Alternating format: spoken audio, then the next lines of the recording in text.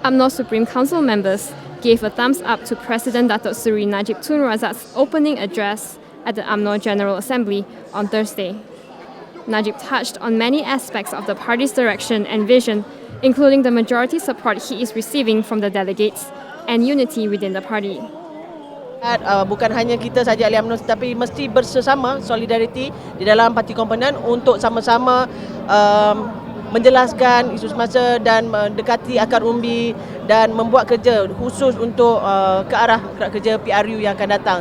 Tugas kita makin besar, makin mencabar dan bukan mudah, tetapi kalau tidak ada penyatuan, kalau tidak ada solidariti dan juga kesatuan di dalam Barisan Nasional dan UMNO itu sendiri, susah kita nak capai apa juga yang kita inginkan. Ini ucapan yang penting, ucapan yang menunjukkan ilzam ekonomi yang tinggi dan beri kita untuk teruskan memimpin negara kita. Beliau sekali-kali tidak mundur. Kami semua menjadi setinggi bersokongan yang padu kepada Seri Presiden, bahawa sokongan kepada Seri sama ada malam tadi di Majlis Tinggi ataupun hari ini dalam Perundang Agong, jelas bahawa sokongan kepada Seri cukup hebat dan kita mahu Datuk Seri jangan mahu kalah, dan beliau memang tidak akan mengalah, dan ini akan beri perangsang bagi kami untuk bersama. Datuk Seri Hamzah Zainuddin hails Najib for putting Malaysia on the world's map. Saya ucapkan tahniah dan cabar sebagai seorang Presiden. Beliau diterima bukan hanya di peringkat parti kita, tetapi di seluruh dunia.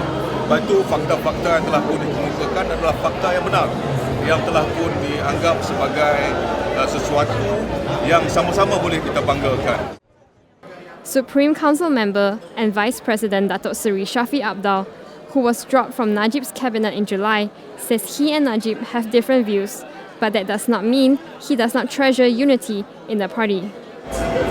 Apa yang penting kepada kita agar parti ini kuat dan pemerintahan ini kuat. Kita perlu pertahankan kerajaan yang ada. Dalam mempertahankan kerajaan banyak cara dan pendekatan yang perlu kita laksanakan. Karena kita tahu dalam politik ini banyak perbezaan pendapat dari segi cara dan kaedahnya, dan perlu saling menghormati tentang perbezaan pendapat. Itu yang saya minta supaya kita juga perlu berucap untuk pandangan kita bagaimana. Ya. A solid speech was crucial for Najib to regain party members' confidence in him after being shrouded by negative news in recent months.